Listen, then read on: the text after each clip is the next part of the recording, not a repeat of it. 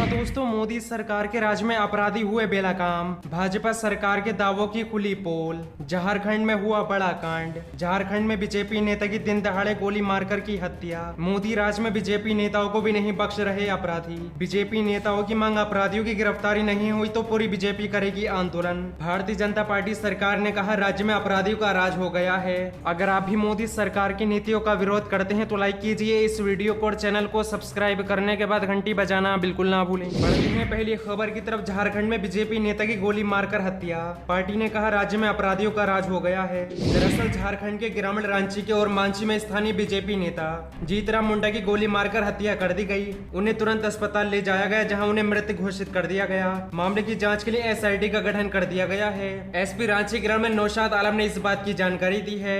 जीतराम मुंडा BJP अनुसूचित जनजाति जिला मोर्चा के अध्यक्ष थे। बीजेपी के सीनियर नेता और राज्य के पूर्व सीएम रघुदास ने सत्य की भर्ती सुनाई की और कहा कि झारखंड में अपराधियों का राज हो गया है। उन्होंने ट्वीट करते हुए लिखा, बीजेपी के अनुसूचित जनजाति जिला मोर्चा के अध्यक्ष जीतराम मुंडा जी की हत्या की भर्ती सुना करता हूँ। झारखंड में अपराधियों का राज हो गया है।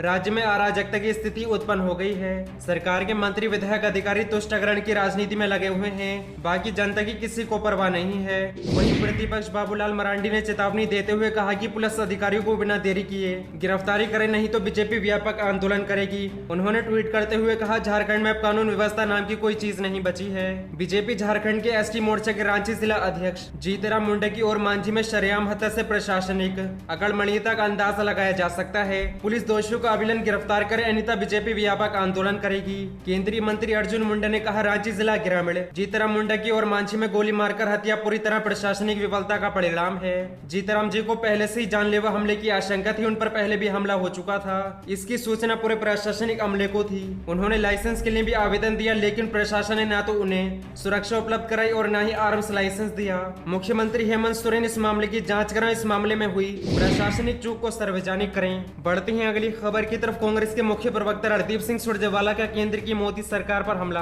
कहा, देश के भविष्य की सुपारी ले रही मोदी सरकार।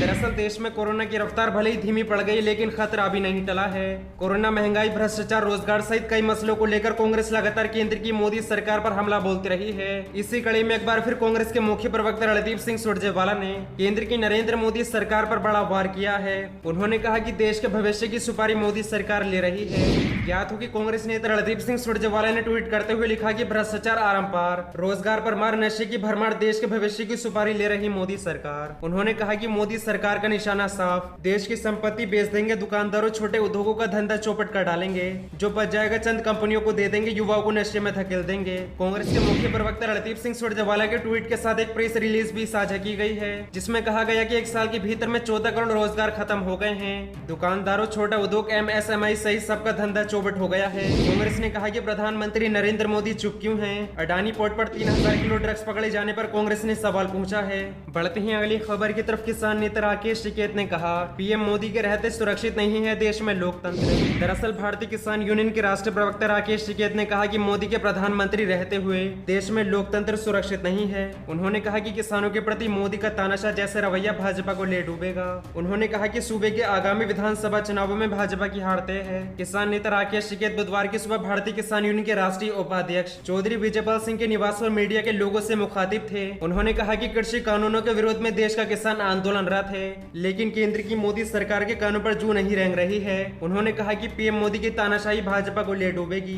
उनका आरोप था कि हाल ही में प्रदेश में हुए जिला पंचायत व ब्लॉक प्रमुख पद के चुनाव में भाजपा ने लोकतंत्र की धज्जियां उड़ा दी। उन्होंने देश के लाभकारी सरकारी उपकर्मियों को बेचे जाने का आरोप लगाते हुए कि पीएम देश के औद्योगिक घरानों के हाथों में गिरवी रख रहे हैं। प्रदेश के आगामी विधानसभा चुनावों की चर्चा करते हुए किसान नेता राकेश टिकैत ने कहा कि इन चुनावों में भाजपा की हार तय है। उन्होंने कृषि कानूनों के विरोध में आगामी 27 सितंबर को आहूत भारत बंद को सफल बनाने के लिए व्यापारियों से सहयोग की अपील की है।